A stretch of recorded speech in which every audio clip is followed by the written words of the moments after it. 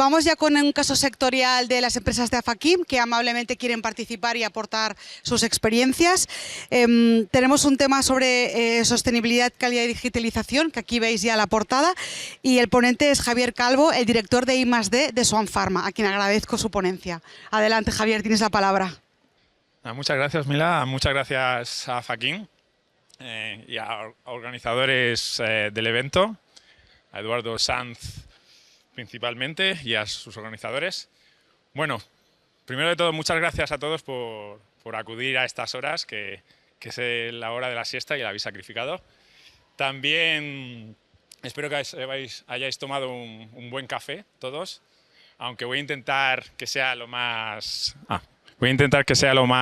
entretenida posible, y para ello sí que he puesto alguna sorpresilla durante la presentación para manteneros entretenidos. También decir que agradecer que veo gente que no sea solo mis familiares y amigos y colegas, así que muchas gracias. En este momento, como ha dicho Mila, vamos a dar una conferencia respecto a Flow Chemistry, a química de flujo. Así que si alguien está esperando Recapi, por favor, la apuesta está ahí fácil para salir. Vamos a hablar un poco más en detalle. La hemos llamado química de flujo, innovación en movimiento. ¿Por qué? Porque, bueno, pues ahora lo veréis.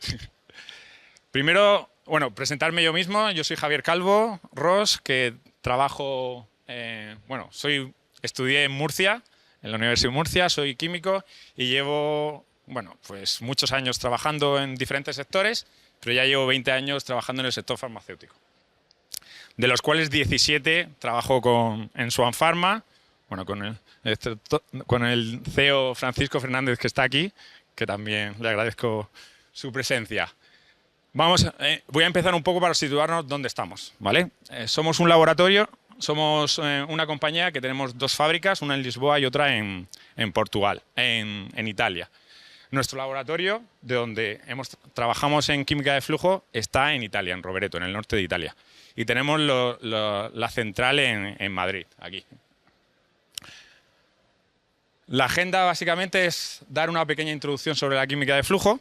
Si hay algún experto aquí, pues notará que es un poco más básico, pero que sí que es cierto que luego más adelante profundizaremos un poco más.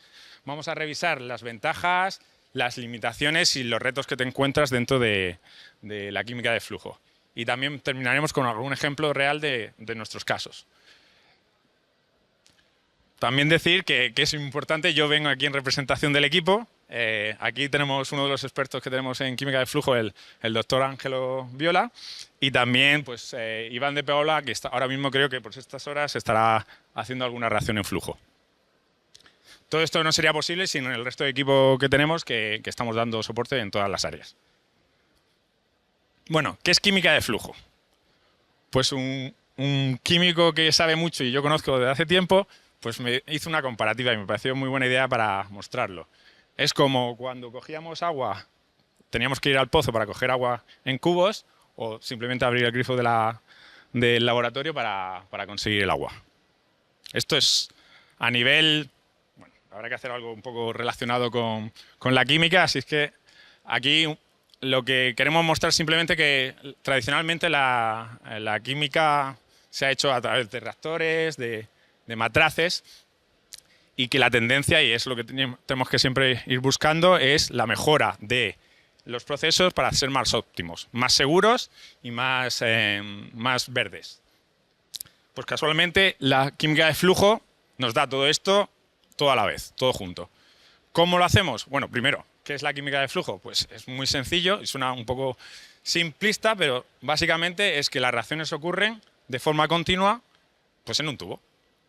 Y son dos fluidos, o varios fluidos, donde se juntan para que la parte reactiva reaccione y tengamos el producto saliendo. ¿Cuál es la historia? La química de flujo lleva utilizándose durante muchos años, pero es cierto que en los últimos 20 años hay como un repunte más de la química de flujo. Y se espera un crecimiento durante los próximos años. empezó con los fine chemicals, con la industria petroquímica, y cada vez más se va avanzando, se va utilizando en la industria farmacéutica. De hecho, un ejemplo, bueno, todas las Big Pharma utilizan en algún momento procesos de flujo. No, Pfizer, Lilly, Glaxo utilizan, e incluso, por ejemplo, Novartis tiene el MIT Center, que se centran desde hace 10 años, se centran en cambiar procesos de batch a flujo para mejorar el proceso. Vale, ¿qué es química de flujo? Pues esto es un skid básico donde tenemos dos reactivos que reaccionan. Hay una zona, bueno, si son los importos bajos aquí os explico mejor. Hay una zona de reacción donde se mezclan y reaccionan los agentes y donde se para la reacción. Y luego tenemos que tener regulaciones de presión porque al final estamos con fluidos, que esto es un poco ingeniería más que química, y luego donde lo recolectas el producto. Alternativamente podemos tener, pues eso, análisis en línea, de tal forma que te facilita mucho el in-process control, y también la purificación, que es un reto que luego ya veréis, hacerla también en línea. ¿Cómo se representa esto en una planta real? Pues bueno, pues básicamente aquí podéis ver los alimentadores. Aquí tienen los reactores donde ocurre la reacción. Estos son reactores de platos. Hay diferentes tipos de reactores, pero estos son de platos. Y esto es la zona de recolección. Aquí lo hemos representado y es lo óptimo, es tener un paso por línea. De tal forma que idealmente, imagínate que tenéis 4 reacciones, pues cada uno es un paso. Así optimizamos más. De acuerdo, esto se puede complicar todo lo que queráis, porque tenemos muchas piezas que podemos ir utilizando y añadiendo dentro del flujo.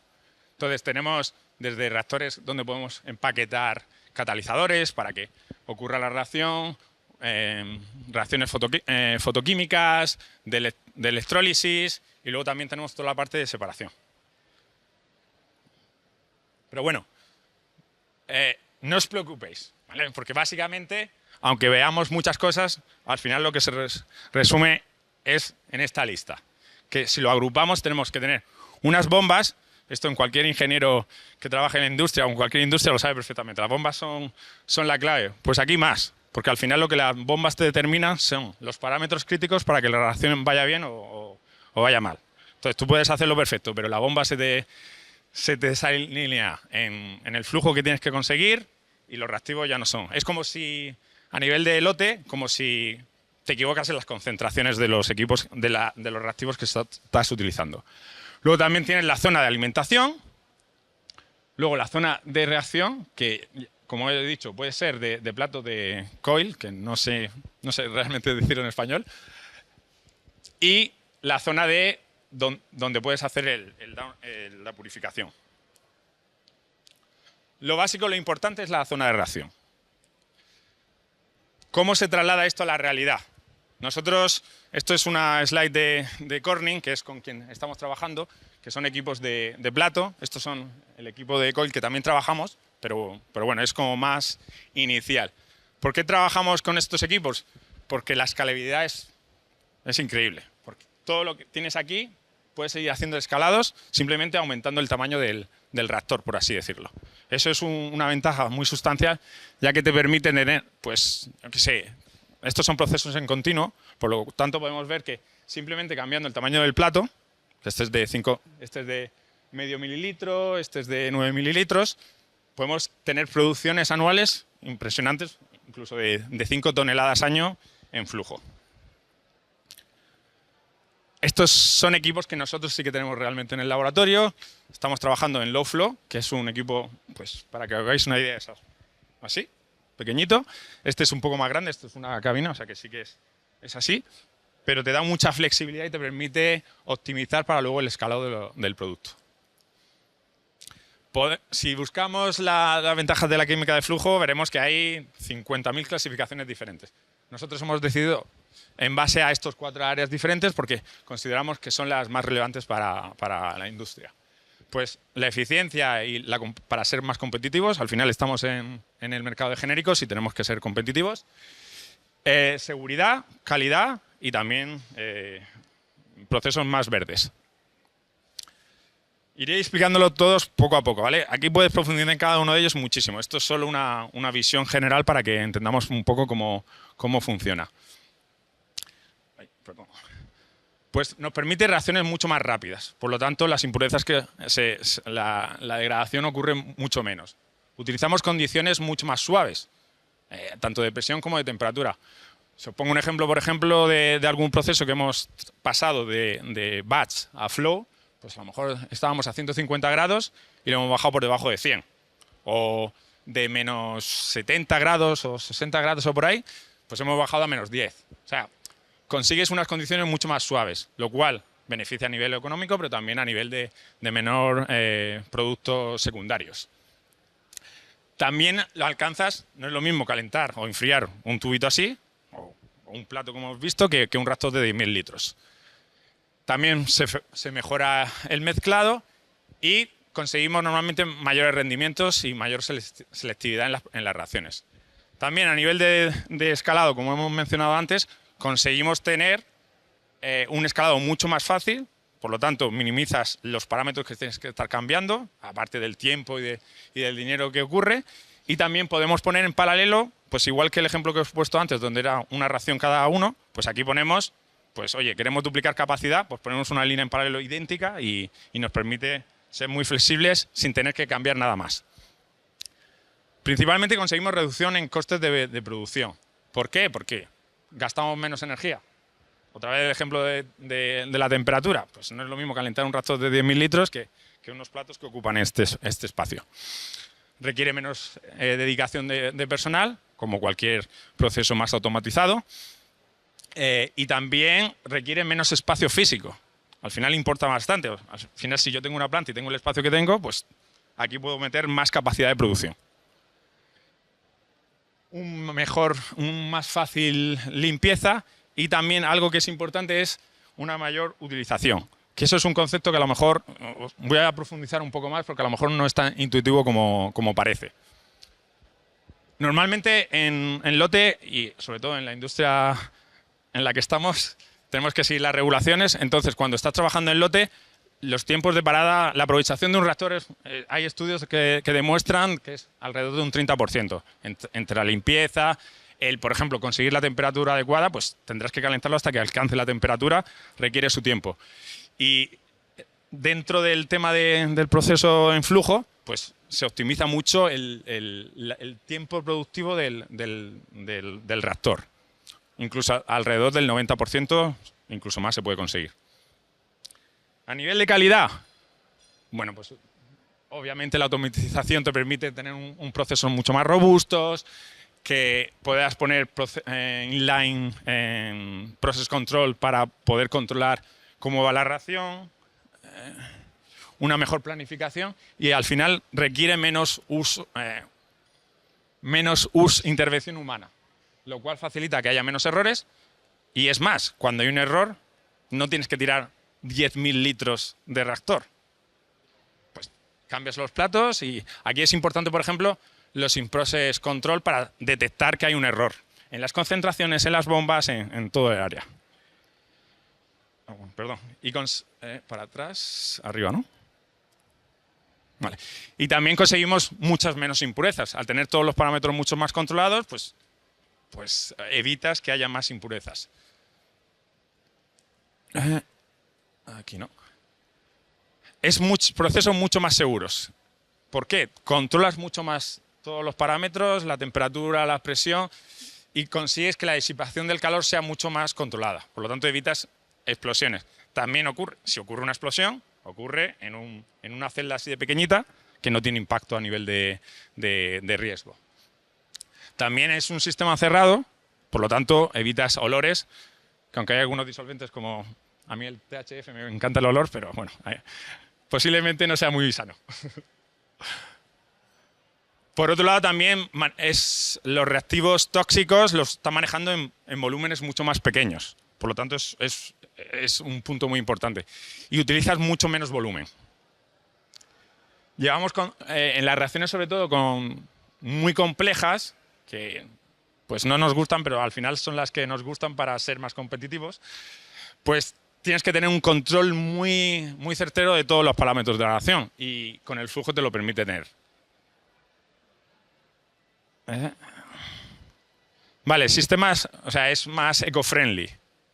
Se generan menos residuos, requiere menos energía para todo, para calentar, para enfriar, para la presión. Utilizamos menos disolventes y menos reactivos, las concentraciones son mucho más bajas. Y conseguimos minimizar los biproductos, los productos secundarios, y conseguimos que la limpieza sea utilizar mucho menos disolventes, o sea, para limpiar un reactor. Siempre pongo el ejemplo de 10.000 litros, pero es verdad, pues la cantidad de disolvente que tienes que utilizar para limpiar un reactor de 10.000 litros no tiene nada que ver con una celda así que el máximo volumen que tenía el grande industrial eran 9 litros. ¿Dónde utilizamos las reacciones de flow chemistry? Porque, joder, son todo ventajas, ¿no? A todo. Pues, a ver, se puede, pero normalmente se utilizan en las reacciones donde hay algún problema de peligrosidad de reactivos, donde hay condiciones más retadoras de presión y de temperatura, lo que os decía. Pues, oye, pues en vez de utilizar tener un reactor a menos 78 grados, pues podemos tenerlo a menos 10 y es el sistema de enfriamiento es mucho más sencillo y mucho más económico. Estos son unos ejemplos que nosotros la mayoría sí que, yo creo que todas las hemos utilizado, pero sí que es cierto que no hay que forzar la química de flujo. O sea, si tenemos una reacción que tiene un rendimiento del 95%, que tarda 1 hora a temperatura ambiente, pues mira, o sea, no te compliques la vida. En batch está perfecta. Limitaciones que tiene, que si no, parece que solo estoy vendiendo aquí. No vendo, ¿vale? Reactores. La mayor limitación que hay, básicamente, es que toda la industria está adaptada a batch. Por lo tanto, pues incluso CDMOs. Por ejemplo, nosotros algunas cosas nos gustaría llevar a CDMOs en flujo y están muy limitados las capacidades que tienen o incluso la experiencia que tiene la gente en flujo, ¿vale? Porque normalmente sí que es cierto lo que he hablado antes, que las innovadoras sí que están trabajando, pero son para ellos. Entonces, está limitando. Necesitas un equipo especializado, que también te limita. Y sobre todo a nivel de química, lo que más te limita es el tema de sólidos. Al final estamos con flujo, con fluidos, y si se te precipita el producto durante la reacción, tienes que buscar unas condiciones donde no te precipite, porque si no te bloquea el reactor. Desde el punto de vista regulatorio y de calidad, en realidad no hay limitaciones, pero sí que es cierto que está menos estandarizado, por así decirlo. Retos. Pues con todo esto, pues el químico que se enfrenta al reto de coger un producto. Normalmente lo hacemos, y es lo que se hace, es haces primero la ruta en batch y luego la pasas a flujo. Entonces, en batch conoces muy bien los parámetros de la reacción. Si no conoces los parámetros de la reacción, pasarla a flujo es bastante arriesgado. Por lo tanto, el químico se tiene que centrar mucho en conocer todos los parámetros de la reacción. Y como hemos dicho, estamos hablando de fluidos. Esto ya no es química solo. Es química y hidrodynamics, no sé cómo decirlo en español, donde tienes que estar ajustando flujos de ratios de flujo, tienes que estar ajustando parámetros de estacionamiento, cuando la reacción es estacionaria y está siendo eficiente, porque al final no nos olvidemos, un flujo que lo estás parando y arrancando es peor que un batch. Eso hay que tenerlo en cuenta. El tiempo de residencia, básicamente el tiempo de residencia es el tiempo de reacción que ocurre dentro del mini reactor. La bomba. La selección de la bomba es crítica, como hemos dicho antes, pero ya no solo la calidad, tiene que estar ajustado para el flujo que estás necesitando, para cuántos inlets te entran, pues si tienes que estar mezclando, tienes que sincronizar bombas. Yo no soy ingeniero, pero fácil no parece. Luego te permite una mejor organización, tienes que planificar. ¿Vale? No puedes estar, bueno, lo tienes que hacer en batch también, pero aquí tienes que afrontar el reto de planificar. Y luego, por ejemplo, los procesos, como hemos visto, no vas a hacer todo la entera ruta de síntesis en flujo.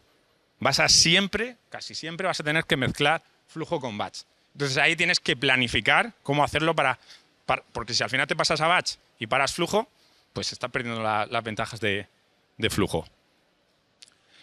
Luego, inicialmente sí que es cierto que inicialmente para el laboratorio tiene una mayor inversión. A nivel industrial, siempre hay que ajustar, depende de los volúmenes y tal, pero son parecidos, ¿vale? En algunos casos será más barato, en otros casos más caro. Pero al laboratorio sí que es cierto que no es lo mismo pues, comprar unos reactores pequeñitos que estos equipos. Y lo que decía de calidad y de regulatorio, el reto aquí es que, bueno, para las compañías que ya trabajan con fermentación y con péptidos, más o menos son parecidos. O sea, el equipo regulatorio y el equipo de calidad, pues se trata parecido a cómo se trata el flujo. De acuerdo, lo que estaba diciendo, ¿cómo mezclamos flujo con...? Y esto es un esquema muy básico, donde estamos reaccionando dos reactivos, se mezclan, ocurre la reacción, porque primero tiene que haber un buen mezclado para que ocurra la reacción, y luego se colecciona en un tanque. Y luego pasamos a batch. Vale, pues hacemos esto y paramos. Pues vale, pues muy bonito, pero estamos haciendo batch. Entonces, ¿qué es clave? Uy, perdón. No, al otro. ¿Qué es clave?